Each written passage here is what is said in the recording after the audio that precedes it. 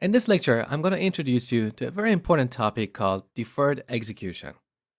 So we've got this piece of code here. We get the list of all courses from the database, iterate over them, and display them on the console.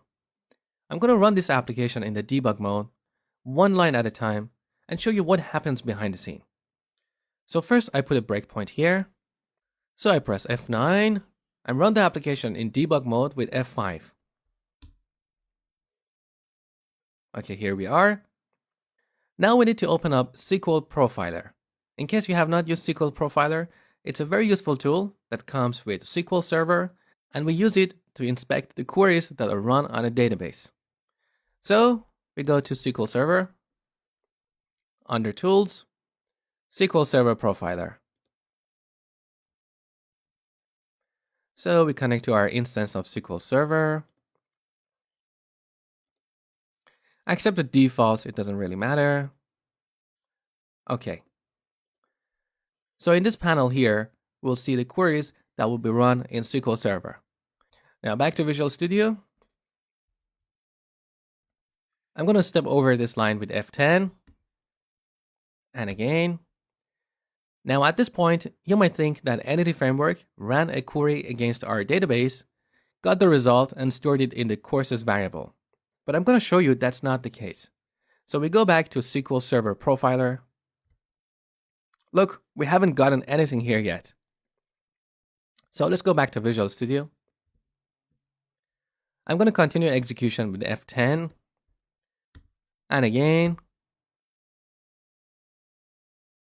And one more time. And again. Okay, we are inside the for each block. Now let's go back to SQL Profiler. Now we got all these items in the query panel here.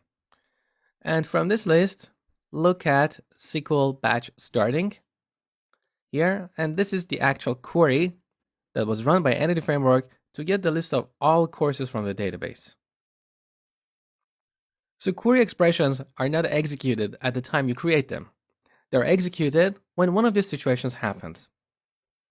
When we iterate over a query variable or call one of these methods. To list, to array, to dictionary, or any methods that return a singleton value, like first, last, single, count, max, min, and average. So this is what we call deferred execution.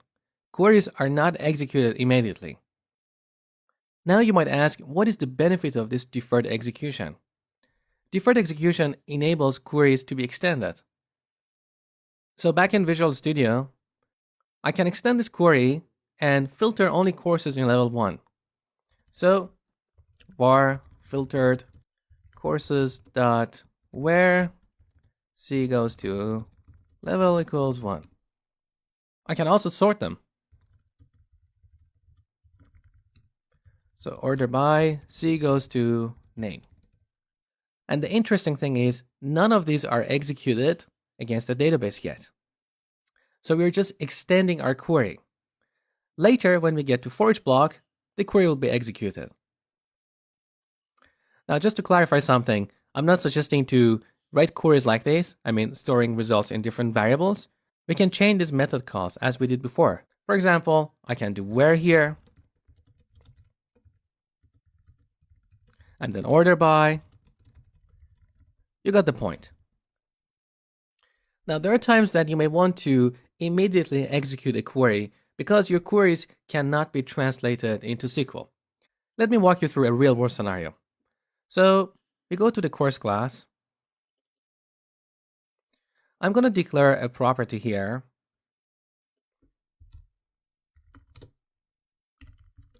Is beginner course. And this is a calculated property. So I just check if level equals 1. Sometimes we add properties or methods in our domain classes to make them more expressive. And this is one example. Now back to the program. Let me clean up here.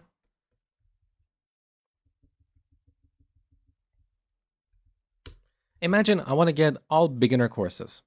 So if I want to use my new property, my query would end up looking like this. is beginner course equals true, right? Now, if we run this application, we're going to get a runtime exception. Close the program.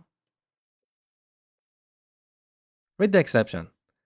The specified type member is beginner course is not supported in link to entities. So link to entities is the link provider that is used by Entity Framework that translates our queries into SQL statements. So in this case, because this is a custom property, link to entities does not know how to translate this into SQL. In that case, the workaround that is to load the courses from the database first, and then in memory, we can use this where clause. So this is where we use immediate execution. So I would put a to list here. At this point, the query is executed. We get all courses in memory, and then this where clause will be executed. Now there's a caveat here. This is going to impact the performance of our application because we are loading all courses from the database just to filter them into memory. So if you want to go for an optimized solution, you cannot use custom properties like this. Well, it's not quite true. There is actually a way around that, but we're not going to get there yet.